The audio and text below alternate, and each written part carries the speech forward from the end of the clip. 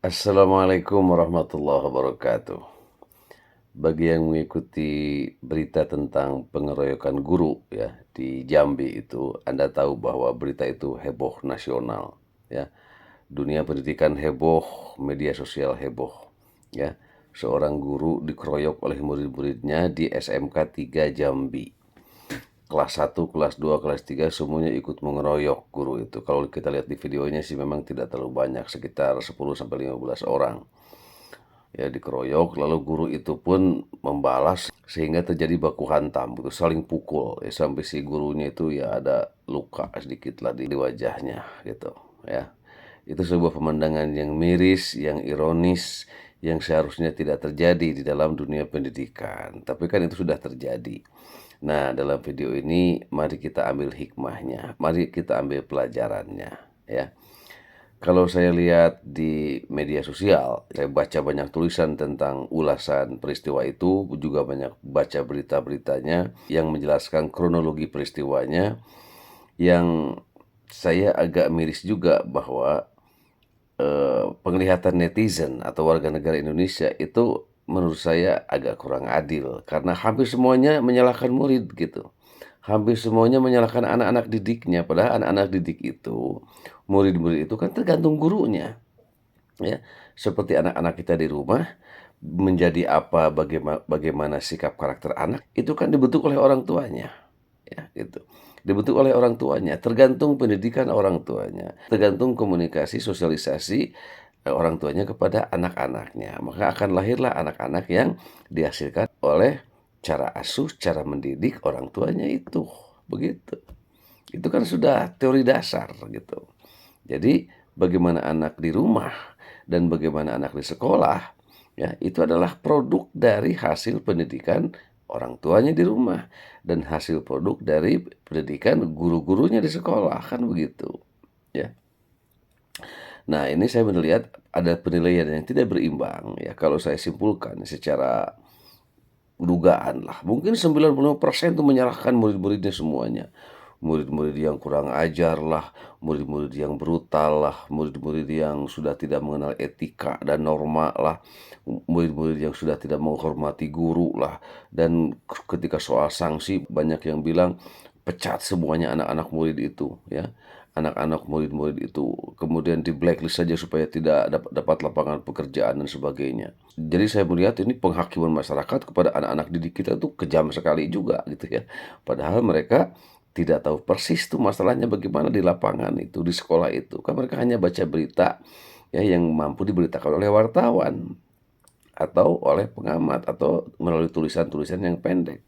Jadi substansi persoalannya ada apa psikologi anak itu dengan guru itu yang namanya Agus Saputra sebagai guru bahasa Inggris. Kita kan tidak tahu secara mendalam gitu.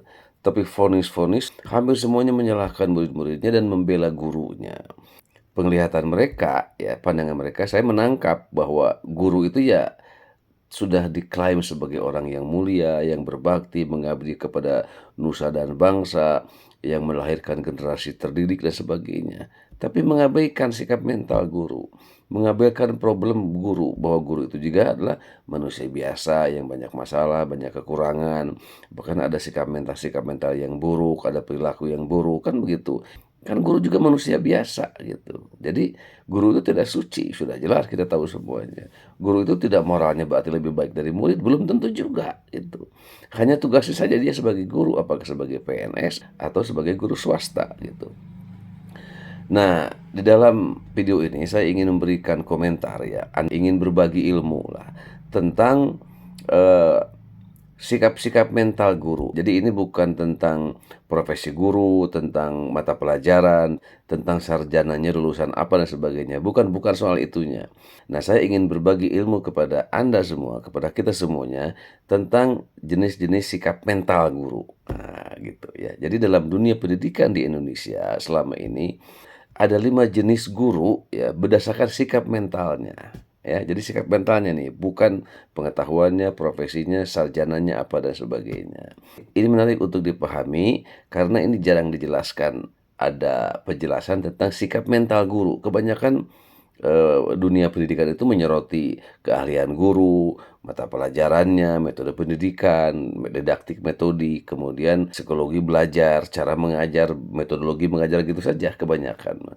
Tapi sikap mental ini jarang dibahas ya, jarang dibahas dan jarang dijelaskan gitu. Nah, dalam kesempatan ini kita akan bahas ya. Ada 5 jenis guru di sekolah berdasarkan sikap mentalnya. Apa saja itu? Pertama ada guru sasar, kedua ada guru layar, ketiga ada guru maklar, keempat ada guru bayar, kelima ada guru besar. Nah, itu ya. Antik nih istilah-istilahnya. Itu semuanya simbol ya. Simbol tentang kondisi sikap mental guru. Kita akan kupas satu-satu ya. Oke, guru sasar. Apa itu? Ya sasar, guru yang sikap mentalnya menyasarkan murid-muridnya, menyesatkan murid-muridnya. Jadi guru yang menyasarkan murid-muridnya, yang memberikan pengaruh buruk kepada murid-muridnya. Bukan pengaruh positif, bukan pengaruh baik, tapi berdampak buruk kepada murid-muridnya. Apa ciri-cirinya guru yang jenisnya guru sasar ini? Ini pertama, guru yang perilaku, kesadaran, dan akhlaknya buruk. Dia sebagai guru, tugasnya sebagai guru, mungkin PNS, atau sudah lama jadi guru, tapi dia perilakunya buruk, kesadarannya buruk gitu. Sikap mentalnya buruk. Misalnya mudah tersinggung, mudah marah, berkata-kata kasar yang tidak etis di lingkungan sekolah. Misalnya anjing sia, goblok dan sebagainya. Itu padahal guru gitu. Atau guru yang mudah memvonis murid-muridnya, mudah menyalahkan pendapat murid-muridnya, otoriter, tidak mencerminkan seorang guru. Kalau bicara tuh kalimatnya itu menyakitkan, nyelekit gitu. Jadi bukannya dia memberikan contoh teladan dari sikap, ucapan, dan pelayanannya, tapi malah memberikan contoh yang buruk ya, dari cara mengajarnya yang galak misalnya. Kalau marah main pukul misalnya, main lempar, main tempeleng. Intinya adalah guru yang menyasarkan murid-muridnya karena sikap mentalnya buruk. Di sekolah-sekolah biasanya suka ada satu dua guru yang kelakuannya itu nyeleneh gitu. Tapi nyeleneh dalam pengertian negatif, bukan nyeleneh dalam pengertian positif, yaitu nyeleneh yang kreatif gitu. Bukan. Ini nyeleneh yang buruk gitu. Perilaku dan sikapnya tidak disukai oleh murid-muridnya. Itu guru sasar. Jangan salah, guru itu juga manusia biasa, ya. Guru juga dilahirkan dalam konteks masyarakat yang sama dengan murid-muridnya. Jadi tidak aneh kalau ada guru-guru yang sikap mentalnya buruk, sikap mentalnya negatif, perilakunya buruk begitu, rendah atau negatif gitu. Jadi itu realitas masyarakat kita, realitas dunia pendidikan gitu. Karena mungkin hampir jarang ya seleksi guru yang betul-betul menyeleksi sikap mental, kesadaran moral dan sebagainya, jarang. Kebanyakan hanya pelajarannya apa, lulusannya apa, kuliah di mana itu ya, keahliannya apa gitu saja. Lebih ke kognitif gitu daripada ke afektif. Nah, itu masalah dunia dunia pendidikan kita. Yang kedua, guru layar. Nah, apa layar itu? Ini simbol dari kapal yang berlayar di lautan, dia berlayar kemana-mana. Itu simbol dari guru yang berlayar di depan murid-muridnya. Dia berlayar di depan murid-muridnya, dia di hadapan kelas, menceritakan segala pengalamannya yang penting dan tidak penting, yang menarik tidak menarik, ya, yang tujuannya adalah untuk memperlihatkan bahwa dia adalah guru yang hebat. Banyak bercerita yang tidak perlu, banyak cerita yang mengunggulkan dirinya, menceritakan bahwa dia adalah guru yang hebat, pengalamannya banyak. Ke luar negeri diceritakan semuanya. Pengalamannya aktif di mana-mana diceritakan semuanya. Sebagai apa diceritakan semuanya. Padahal murid tidak perlu dan tidak membutuhkan cerita itu. Tapi karena dia senang dipuji, mencari pujian, ya senang kalau disebut guru yang hebat, akhirnya dia banyak bercerita begitu hampir setiap mengajarnya. Akhirnya apa dampaknya? Jam pelajarannya kurang, ngajarnya sedikit, materinya sedikit, karena dia banyak cerita saja, memuji-muji dirinya, gitu, menghebat-hebatkan dirinya. Nah, itu guru layar. Guru yang berlayar di depan kelas, di hadapan murid-muridnya, untuk menunjukkan bahwa dia adalah banyak pengalaman, banyak bergaul, banyak berorganisasi, keluar negeri, ke berbagai kota, wah kemana-mana gitu. Yang menunjukkan bahwa dia adalah guru yang hebat ya, dan ada kecenderungan mengecilkan guru-guru lainnya dan menyombongkan dirinya. Nah itu guru layar ya. Ada di sekolah, biasanya ada guru-guru seperti itu. Nah itu sikap mental ya. Yang ketiga, guru maklar. Apa maklar? Ya, guru yang menjadi maklar ilmu, maklar pengetahuan, maklar budaya, maklar pengalaman, maklar cerita-cerita. Jadi dia sikap mental guru yang senangnya mengutip-ngutip pikiran orang lain, pendapat orang lain dia banyak hafal, mengutip teori-teori di buku-buku, gitu. Dia hanya pengumpul saja dari kutipan-kutipan, bacaan-bacaan yang banyak yang menunjukkan bahwa dia adalah seorang yang pintar, banyak baca, cerdas dan sebagainya. Tapi dia nggak punya pendapat sendiri, nggak punya pandangan sendiri, nggak punya prinsip sendiri, gitu. Jadi dia hanya jadi maklar saja, maklar ilmu, maklar pengetahuan, maklar budaya, maklar pengalaman gitu ya, maklar cerita-cerita itu yang tidak nyambung dengan pelajaran dan tidak dibutuhkan oleh murid gitu. Itu tuh guru maklar. Itu ada juga guru yang tipenya seperti itu. Yang keempat, guru bayar. Apa tuh guru bayar? Ya, bukan guru yang dibayar atau guru yang digaji, bukan itu. Gitu. Guru bayar di sini adalah guru yang dia menjadi guru karena dibayar oleh statusnya sebagai guru, gitu. Jadi guru bayar itu adalah dia sadar menjadi guru sebagai guru, kalau dia tidak menyandang status guru, maka dia tidak akan menjadi guru dan tidak mau menjadi guru gitu. Tapi ketika dia menjadi guru ngajar di sekolah, maka perilakunya berubah menjadi formal, bicaranya menjadi dibuat-buat gitu ya. Kemudian pakaian yang tadinya biasa-biasa menjadi selalu pakai batik, terus pakai baju formal, terus nah itu tuh guru bayar. Jadi dia berubah sikapnya, kesadarannya karena dia merasa sebagai guru, gitu. Guru itu kan harusnya sikap mental sebetulnya, menjadi guru itu harus menjadi kesadaran di mana-mana. Guru bagi murid-muridnya di kelas, guru bagi anak-anaknya di rumah, guru bagi lingkungan tetangga dan masyarakat dan sebagainya. Sehingga dia akan selalu memberikan pesan-pesan moral, bimbingan, teguran terhadap segala sesuatu yang dianggap salah, keliru, melanggar dan sebagainya. Tapi guru bayar nggak begitu, ya. Dia hanya menjadi guru ketika di sekolah, di luar dia tidak mau menjadi guru. Misalnya contoh, murid-muridnya SMP misalnya pada ngerokok di pinggir jalan, ya kumpul dengan teman-teman ceweknya, perempuan juga pada ngerokok, berseragam gitu. Lalu si guru itu lewat, "Weh, kamu lagi ngapain?" "Oh, Bapak ikutan dong." Malah dia gabung dengan murid-muridnya itu, ya ketawa-ketawa, cekakak-cekikik. Bukan ditegur dan diingatkan, bukan gitu. Tapi malah dia bergabung. Dia tidak merasa terpanggil jiwanya untuk menegur dan meluruskan mereka. Karena bagi dia, saya guru hanya di sekolah. Di luar saya bebas. Terserah saya aja, begitu. Atau misalnya guru lihat muridnya SMP atau SMA pacaran, mesra misalnya ya. Atau apa namanya, berpakaiannya sangat ketat, tidak etis sebagai anak gadis misalnya, ya, yang berbahaya bisa mengundang kejahatan seksual orang lain. Tapi karena dia guru bayar, gurunya hanya di sekolah, di luar malah dia menikmatinya, mengajaknya jalan-jalan misalnya, malah dimanfaatkan oleh dia untuk dicumbui, didekati, bahkan pelecehan seksual atau diajak pacaran dan sebagainya. Nah, itu guru bayar. Guru yang dia merasa hanya menjadi guru di sekolah saja, di luar mah dia tidak gitu. Nah, itu guru bayar. Jadi guru begitu bukan guru sejati, bukan guru pendidik. Ya, bagusnya guru itu yang sikap mentalnya, kesadarannya guru, sehingga dia di sekolah guru, di luar guru gitu. Jadi dia menjaga sikapnya, kemudian membimbing murid-muridnya dimanapun, perilakunya tetap sebagai guru walaupun bukan di sekolah. Ada itu yang bagus ya. Tapi guru bayar tidak begitu. Dia hanya menjadi guru di sekolah saja. Di luar sekolah dia bukan guru, tidak merasa sebagai guru ya, sehingga tidak harus membimbing ya dan menegur, mengingatkan murid-muridnya bila menemukan mereka melakukan kesalahan, pelanggaran ya, pelanggaran moral, ya, pelanggaran etika dan sebagainya. Itu guru bayar gitu ya. Yang terakhir, kelima adalah guru besar. Apa nih guru besar? Guru besar di sini bukan profesor seperti di kampus, bukan. Itu profesor karena karir akademiknya sampai jabatan profesor. Kalau ini guru besar sikap mental gitu.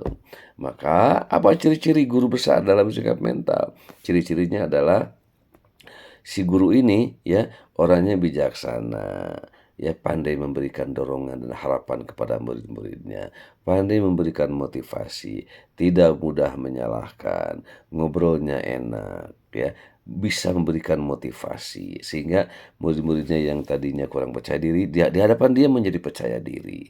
Murid-murid yang merasa dirinya tidak pintar, tidak punya prestasi, sama dia didorong bahwa untuk menyadari bahwa dia punya potensi yang belum tergali, punya potensi besar. Kamu tuh bisa maju, cuma kamu belum banyak belajar saja. Atau karena kamu tuh belum menemukan potensi diri saja. Sama, setiap orang itu pinter, setiap orang itu punya kapasitas yang sama. Yang bedanya adalah mana yang rajin belajar, mana yang tidak.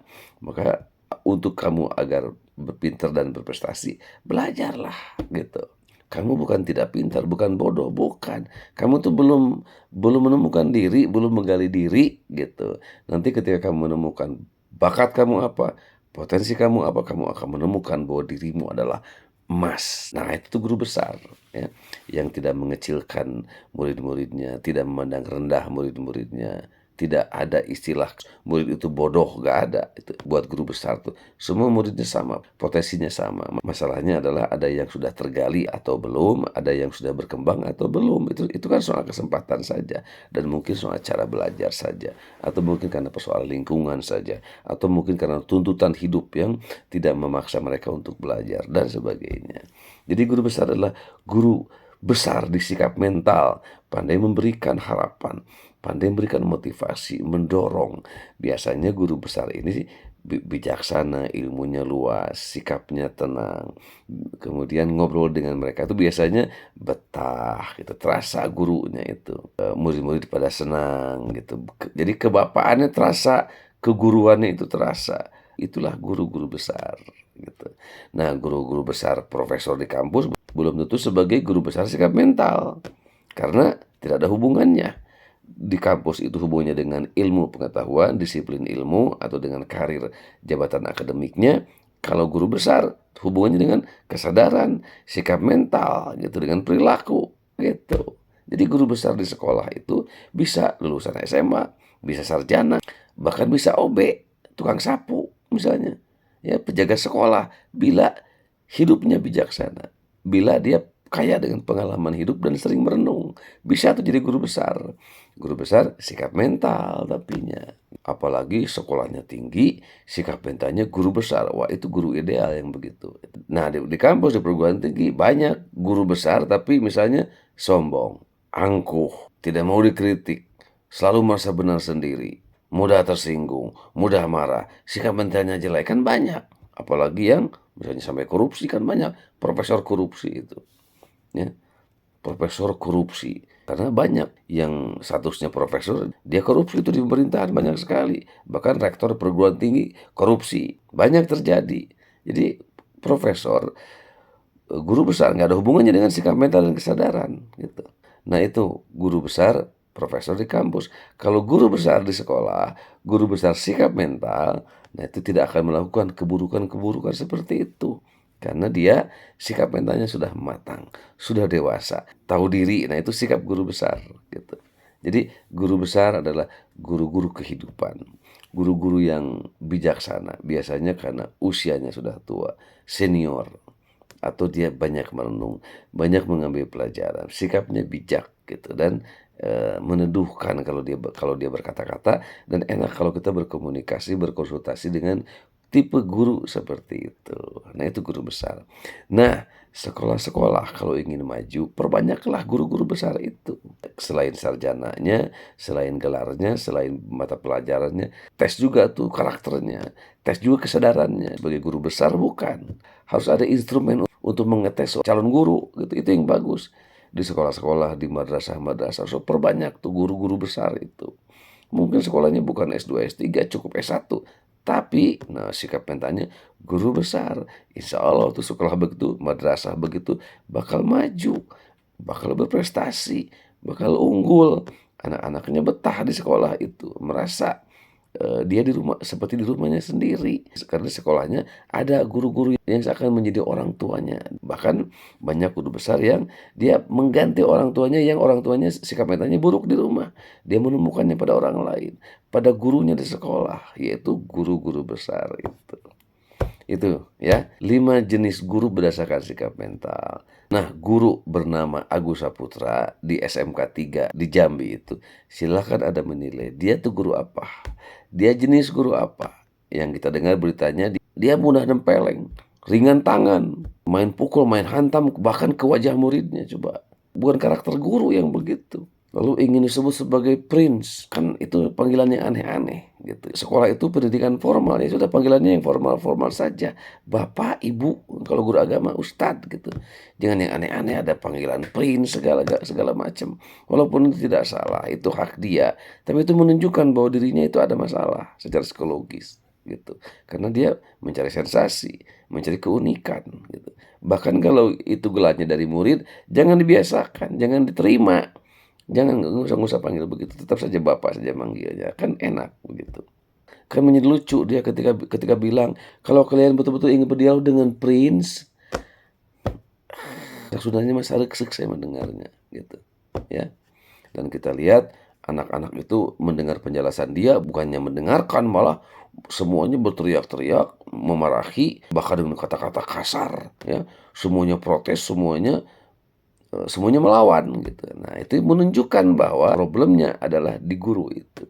Kalau anak-anak murid-muridnya yang salah, kenapa ke guru-guru lain nggak begitu? Betul nggak? Waktu keributan itu kan guru-guru yang lain itu kan ada. Tapi si murid-murid yang pada marah beringas itu ke guru lain mah enggak, cuma ke Agus Saputra saja. Berarti ada masalah pada dia gitu. Dan teriakan-teriakan yang sangat kasar itu adalah akumulasi dari kebencian murid-muridnya pada tipe sosok guru perilaku seorang Agus Saputra. Dugaan kuat saya begitu. Mengejek muridnya dengan mengatakan miskin, mudah main pukul, main hantam, bahkan ke wajah siswa coba. Itu kan ringan tangan itu. Walaupun mungkin sisi lain akrab, tapi pada perilaku itu tetap dia buruk gitu. Harusnya bukan tipe guru. Dan kita lihat aspirasi di sekolah itu hampir semuanya, termasuk dari ketua OSISnya yang perempuan itu, minta dia dimutasi.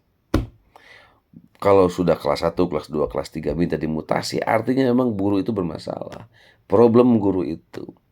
Jadi ini sebagai pengimbang dari penilaian netizen yang banyak sekali semuanya menyalahkan murid-muridnya itu. Bagi saya nggak begitu. Murid itu tergantung guru. Anak di rumah tergantung orang tua. Murid produk guru-gurunya dan produk sekolahnya. Anak-anak di rumah produk dari orang tuanya. Jadi kalau saya nggak bisa menyalahkan anak-anak itu. Ya, seliar apapun, sesenakal apapun, tetap itu fungsi guru untuk meluruskan, membimbing menjadi lebih baik, kan begitu. Jadi kalau katakanlah banyak murid yang tadinya sikapnya liar, ya kasar, kemudian brutal ke guru, masuk ke sekolah itu harus berubah. Itulah keberhasilan guru, kan begitu.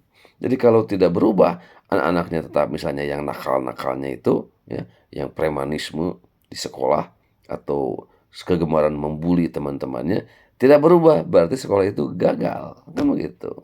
Lembaga pendidikan harus merubah murid-muridnya menjadi lebih baik ketika dia belajar di situ.